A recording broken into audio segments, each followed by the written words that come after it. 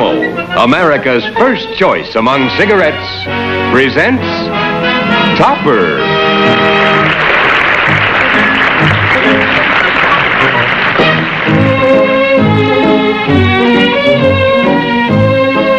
Starring as Marion Kirby, the loveliest ghost in town, and Jeffries.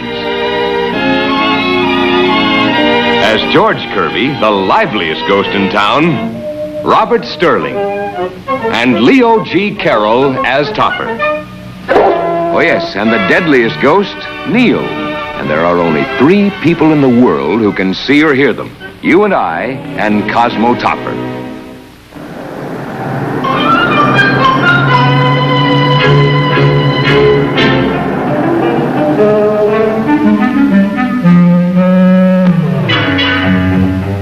Yours truly, Cosmo Topper. Now, the next letter goes to Eckhouse, Dunn & Eckhouse, Investment Brokers, 224 Wall Street, New York City.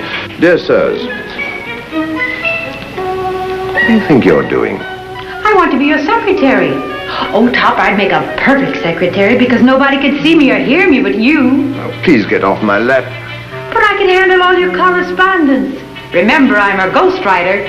I've had enough of your shenanigans. Oh, Topper, darling. Aren't you attracted to me? Oh, I find you very attractive. But I wish you'd control your attractions until after office hours. Oh, but we can combine business and pleasure. Now just listen to this outline I've made for a letter. It starts, Dear Sirs, and ends, Love and Kisses, Topper. Love and Kisses, Topper? Well, it's friendlier than yours, truly. Now run along, please. Besides, as the letter goes along, you can get to know each other better. You know, look here, I'm very busy. You'll have to go. I just wanted to see how you run the bank. I don't run the bank. Mr. Schuyler does. Now go away. Don't come back. Miss Erskine. Miss Erskine, why are you so long in coming? You'll have to make up your mind, Mr. Topper. Do you want me or don't you? Of course I want you. Here, transcribe these letters, please. Yes, sir.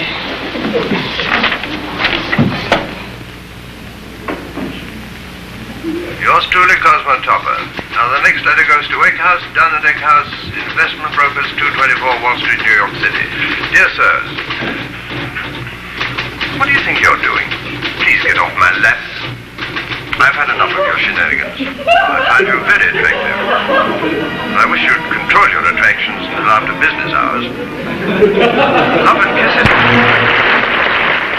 kisses. It didn't take long for the old redhead to learn the score about Camel's mildness and flavor. Friends, you try Camels for 30 days. Make your own 30-day Camel mildness test and learn why. For mildness, for flavor, Camels agree with more people than any other cigarette. There's Mrs. Beatty to see you, sir. Beatty? I don't know any Mrs. Beatty. She says she knows you. Oh, all right, bring her in. Mrs. Beatty? Topper, darling. Ellen. Well, I thought your married name was Johnson. Oh, Mr. Johnson and I are divorced. If you're wondering about Beatty, we're divorced too. Oh, your Aunt Emma hasn't kept me up to date. She's probably been too busy counting the Baskerville millions. I have to talk fast, darling. Aunt Emma's outside with Mr. Schuyler. I sneaked in to ask you a favor. What can I do for you? Well, you can help me get married. You're getting along very well without me. Has he a name? Uh-huh. Larry Hartford. Not the great lover of the silver screen? Yes, and he's not a bit overrated. Does Aunt Emma agree with you? That's where you come in. You have only to meet him and make up your own mind about him. Then I want you to convince Aunt Emma how wonderful he is. Oh, is that all? She's probably in here. Oh, I'll bring him over for dinner Saturday night. Don't tell Aunt Emma. In fact, don't tell anyone. Why did you sneak away from me? I didn't sneak, Aunt Emma. I just came in to see my favorite godfather. Well, Topper, Aren't you going to ask Mrs. Baskerville to have a seat? Why, yes, of course. Mr. Schuyler, if I want a seat, I'm perfectly capable of taking it myself. Stop following me. How are you, Mrs. Baskerville? Still rich. If you'll excuse me, darling, I have to run along. I have an appointment at the hairdresser's. Take Schuyler with you. Get him a new head. Oh, Mrs. Baskerville, Oh, go float alone. Goodbye, darling.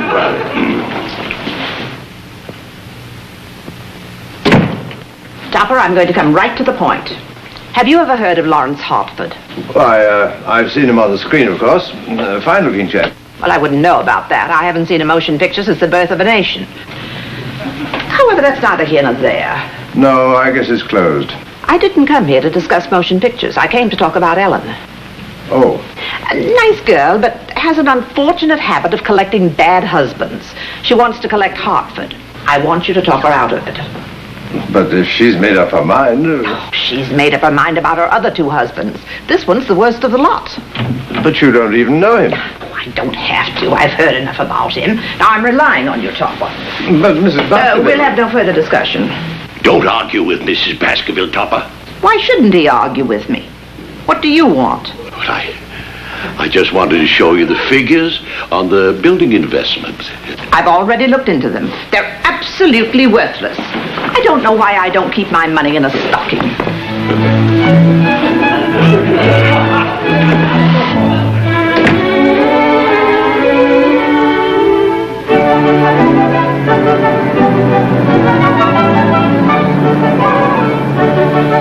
George, I'm going shopping. I haven't a thing to wear for Larry Hartford. Hey, it's too late to go shopping. All the stores are closed. That's the best time.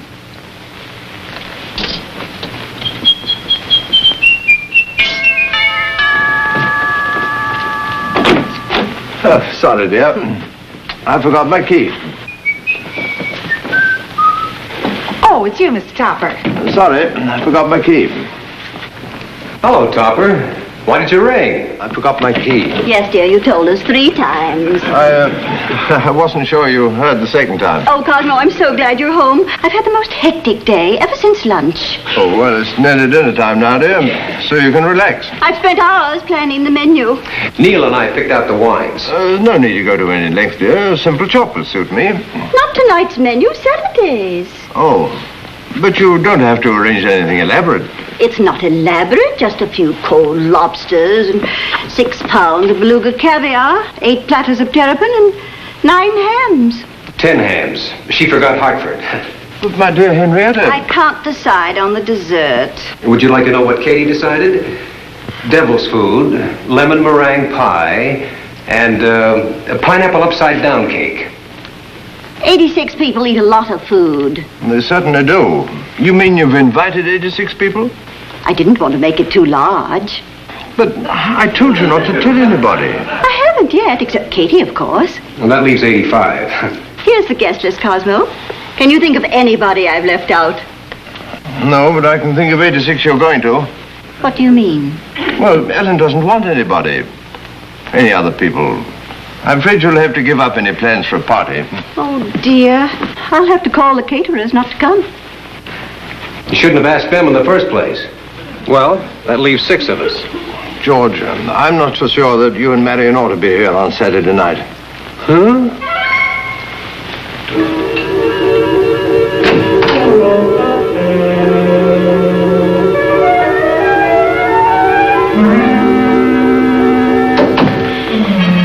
The caterers were terribly disappointed. Henrietta, how would you like to take Ellen and Hartford to the Club 22 on Saturday night? You mean not have dinner at home? Well, I don't see that it's possible to do both. Unless, of course, we get very hungry. Well, since you won't let me have people here, maybe there'll be someone to see us with Larry Hartford at the club. Not that I mind, of course. Oh, splendid, dear. Only don't talk about it to a soul. Why not? Well, if it gets around that Larry Hartford has made a reservation, there may be so many reservations that we won't be able to get a reservation.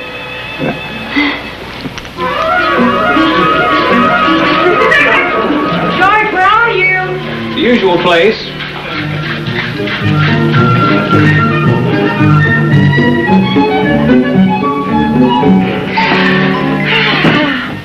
I'm going to look so beautiful for Larry Hartford that he'll be heartbroken he can't see me. Martini, dear. Oh, yes, thank you. Neil.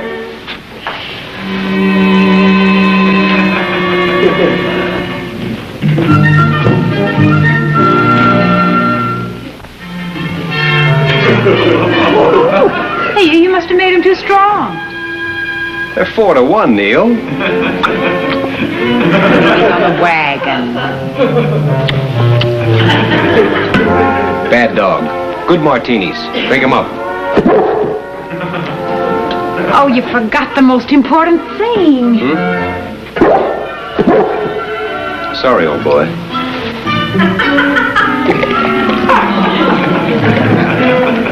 Oh, hello. Hello, darling. Hi, Top. What's all this for? Oh, that's for Larry Hartford. Saturday night. Oh, yes. Yes, I forgot. By the way, old man, how did you happen to meet Larry Hartford? I haven't met him. Oh, thanks.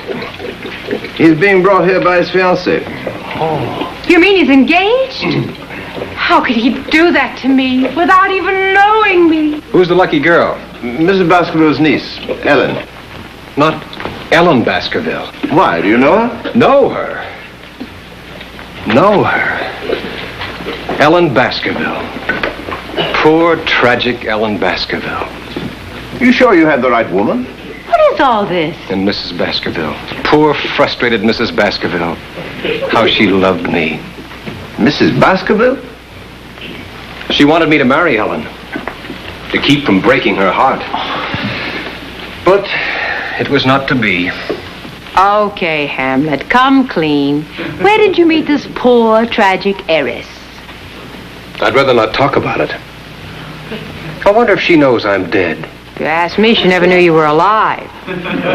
Please, Marion, don't be bitter. Ellen was a part of my life before I knew you. A memory tender and unsullied. Too bad I can't play the violin. She only married to forget me. In that case, she's forgotten you twice. And about to do it again? I'd like to forget you. For Larry Hartford. Probably reminds her of me. It may interest you to know she's deeply in love with this fellow Hartford. Nonsense. Everybody knows about Hartford. He's a lazy, dissolute drunk. He probably reminds her of you. Well, Mrs. Baskerville agrees with you. And she's never seen the man. You mean you're promoting this romance behind her back? Well, that's better than looking at her. Besides, what business is it of yours? Well, I can't let Ellen throw herself away on a man like that. After all, she's still on the rebound from me. Poor child. What a life she's had. Constantly reminded of the little things she loved about me. My manliness, my tenderness, my wit. Isn't there some way to stop him? You're the magician. Always her image before me. Always my image before her. My body on another man's face. My face on another man's body.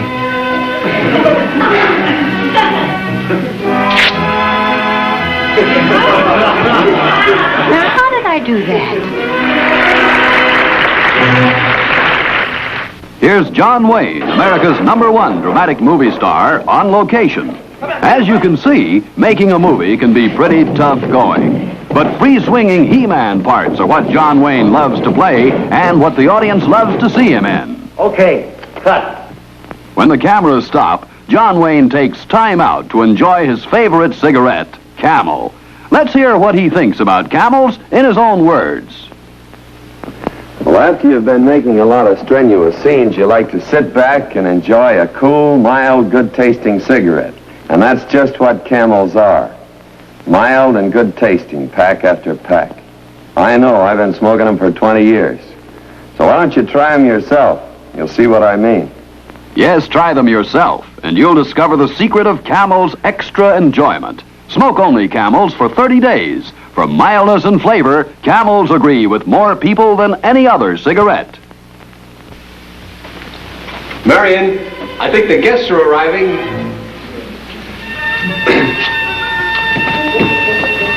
Marion. Topper? Ellen? Where is everybody? Yes, but... No, I can't get his autograph for you. Katie, where is everybody?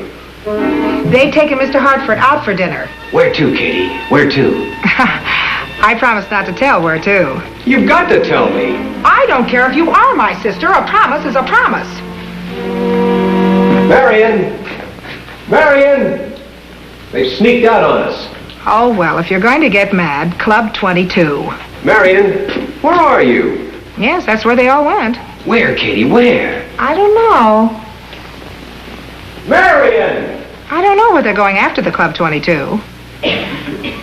Marion's gone, too. No. Mr. Hartford didn't come here at all. Katie, I'll give you $10 if you tell me where they've gone to. They all went to the Club 22. Some people would do anything for money.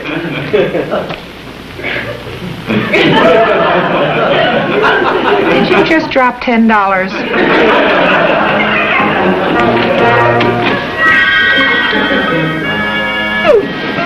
You closet drinker.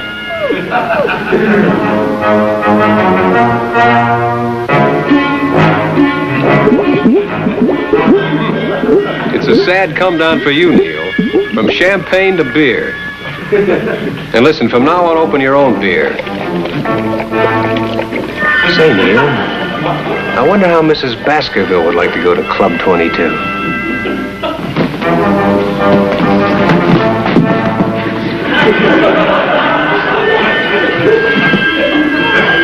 Not me, brother. I haven't got time to open all those cans.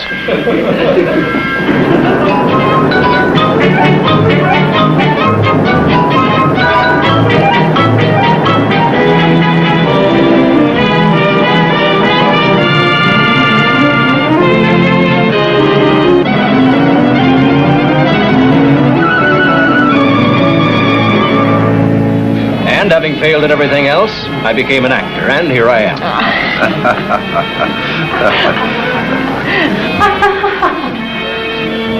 How did you know we were here? You invited me, remember? I tailed you, you double-crossing baboon. What are you looking for, Cosmo?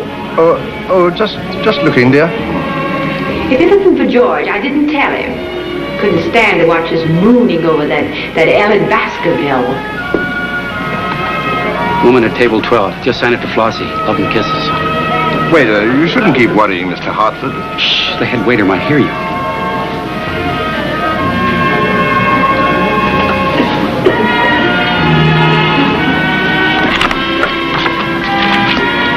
You forgot love and kisses. Where's my pen? Did you drop this? Good evening, Mr. Muller. Here's the name card. Did you just get another autograph? Oh, no, sir. Then what's this on your shirt?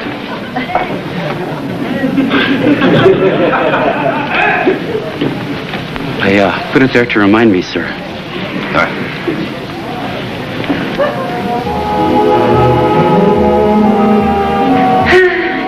So peaceful without George. Well. George! Take it away. Throw it out. It's tainted. It doesn't look tainted to me. I think I know tainted meat when I see it. Why, I was practically raised on tainted meat. You conniving weasel. Do you wish to order something else, sir? It brings the same thing. Untainted. Poor tragic Ellen. This is George. You're George. Ooh, What's the matter, Doc? I felt something cold and clammy. That was George. You're clammy, George. I hope you're not starved, Mr. Hartford. Not a bit of it. And please call me Larry. You can even call him Hinkle. That's his real name, Hinkle. Hinkle. That sounds like a bell. Say something to me, darling, to prove that you still remember. I hear you're living in the Kirby house. Yes. Always my name on her lips. Did you know the Kerbys? Well, only George. You've just stirred the ashes of a cruel memory. You've just poured salt on an open wound. Don't cry, darling. You remember I told you about George Kirby, darling. Oh, yes. Poor tragic Ellen. It's hysteria. from grief. You ordered the filet mignon, didn't you, sir? We all ordered it. Would you mind putting your name opposite it? The chef doesn't understand French. You must be doing a lucrative business. It was better last week with Gable. If you have anything to say to me, sir, please don't put it on my shirt. It all happened when I was visiting Aunt Emma several years ago. George's wife was away for the weekend. That's how I happened to see the house. So that's how she happened to see the house. Well, she just came to tea with her Aunt Emma. George sneaked me in late one night. With Aunt Emma. For tea. It must be rather fascinating making movies. What happened then, George? Nothing, honey. We talked. Just talked. We were talking. There, see? All of a sudden, George switched off the lights. You said it was a practice blackout. Practice blackout. Civil defense. Of course, the war had been over for 3 years. Had to take too many precautions. Fortunately, George blacked out, too. Had to take too many precautions.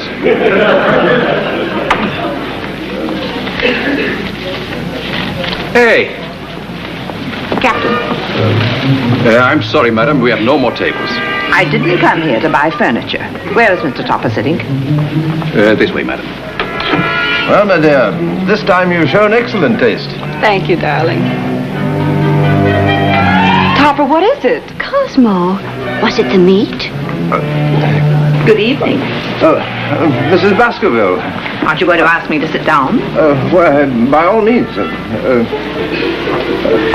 Would you mind signing for this chair? Oh, put it on the bill.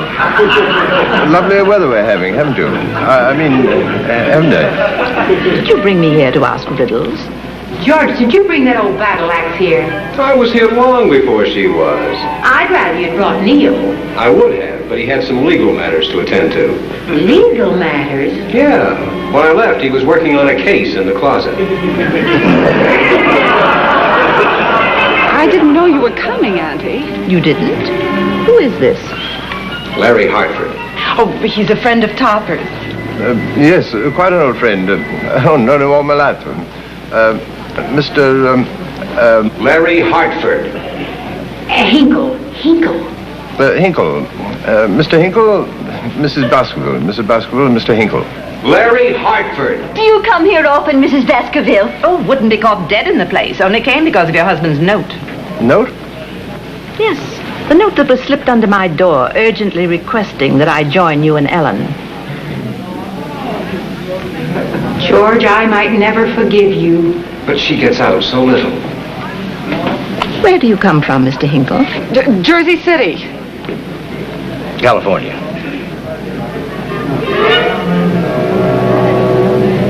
I could kill you. It's too late. You coward, don't you try to get away. What part of California? Look out! You're hitting the waiter.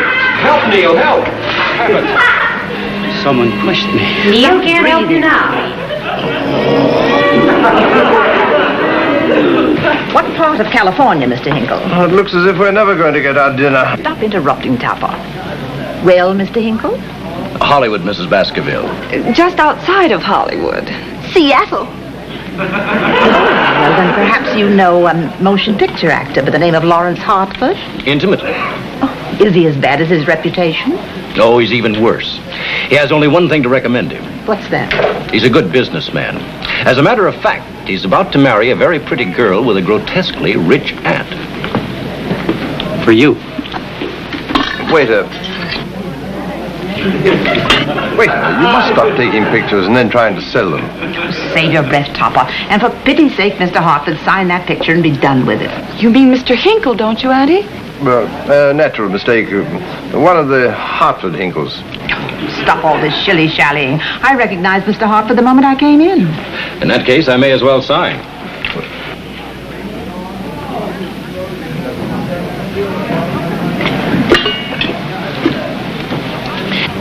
It's not Topper's fault, Aunt Emma. Mr. Topper, It occurs to me that if you're so deceitful about these personal matters, you may be equally so about financial matters. I refer to your handling of my affairs at the bank. Now, just a moment, Mrs. Baskerville. I beg your pardon? You should. You're a selfish, domineering woman, and a bully to boot. I've never been so insulted in my life. I can't imagine why not. Topper, are you going to sit here and let him talk to me this way? Oh, why not? If I'm going to be fired, I might as well enjoy it. Mrs. Baskerville, Cosmo was only trying to do Ellen a favor. Yes, behind my back. It wasn't behind her back. You sent her a note. It wasn't behind your back. I sent you a note. Well, why did you send me a note? You wanted to show her that Hartford wasn't such a heel after all. I just wanted to show you that Hartford wasn't such a heel after all. Oh, sorry, old man. Don't mention it. Is this the truth? Have you seen George? No. What? No more bullying. I want to enjoy my dinner. Cosmo, apologize to Mrs. Baskerville. If he does, I'll have him fired. And as for you, young man, at least I'm glad to see that you're not scared of me. Oh, but I am. Scared to death. Now, where could George have gone? Bring your young man around tomorrow. I want to see if he's as romantic in the house as he is on the screen. I thought you never went to the movies. I didn't until last night. You know, you're not a bad actor. Thank you. You're not a bad actress.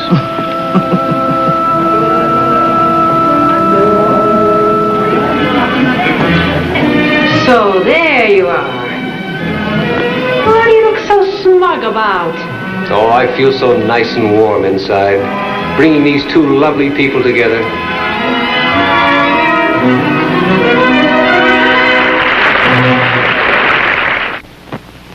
Our friend Topper seems to be getting an education, darling.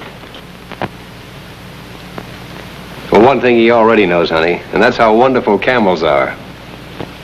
Of course camels are wonderful. They're mild, the way I like mildness. They have flavor, the way I like flavor. And more pure pleasure, too. Do you know why camels give more pleasure? It's the blend, of course. Camel's exclusive blend of costly tobaccos that brings so much enjoyment to so many smokers. That's right. For mildness, for flavor, for more pure pleasure, try Camels. By far America's first choice in cigarettes. Each week, the makers of Camels send thousands of gift packs of Camel cigarettes to members of our armed forces and hospitalized veterans. This week, free Camels go to Veterans Hospitals, North Little Rock, Arkansas, and Omaha, Nebraska, U.S. Army Hospital, Fort Dix, New Jersey, U.S. Naval Hospital, Memphis, Tennessee, the Military Air Transport Service, which evacuates virtually all of our overseas sick and wounded personnel. Topper, brought to you every week by the makers of Camel cigarettes, is directed by Lew Landers. A John W. Lufton, Bernard L. Schubert production. Produced by John W. Lufton. Starring Ann Jeffries, Robert Sterling, and Leo G. Carroll. Featuring Lee Patrick as Mrs. Topper.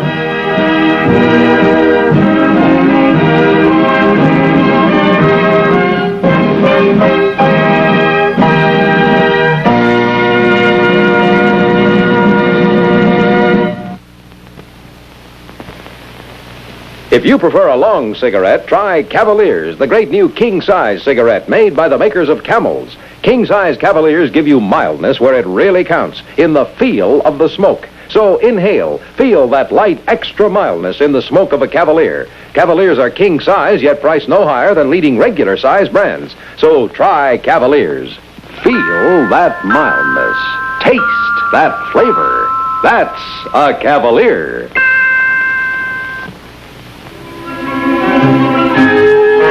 Poor, tragic Ellen. Still trying to forget me. Topper is a film presentation.